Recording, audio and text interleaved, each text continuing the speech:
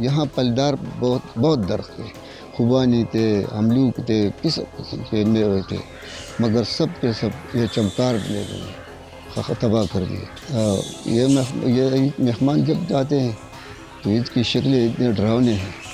اس کو دیکھتے ہیں تو وہ سب بھاگ جاتے ہیں۔ یہ چمکار جو ہے اس نے املوک کے باغات کو مکمل طور پر تباہ کر دیا، اور میں ایک درخت بھی نہیں توڑتے، اور ناشپاتی بھی کہتے ہیں، وہ بھی سب سے زیادہ پسندیدہ پھل ہے اس کا۔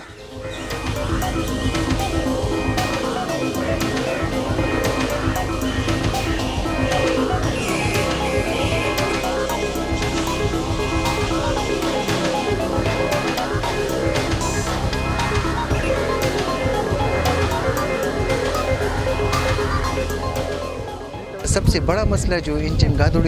کی وجہ سے عوام کو درپیش ہے وہ یہ ہے کہ لوگ ان کی وجہ سے نفسیاتی طور پر مریض بن چکے ہیں، اور ان باغات کے جتنے بھی مالکان تھے ان کا جو جتنا بھی کاروبار تھا ان کے ساتھ کافی لوگ منسلک تھے، تو رفتہ رفتہ وہ معیشت بھی تباہ ہو رہا ہے۔ اگر حکام نے بروقت اس کی خلاف کارروائی نہیں کی تو میرے خیال سے یہ پورے علاقے کو اپنے لپیٹ میں لے لے گا۔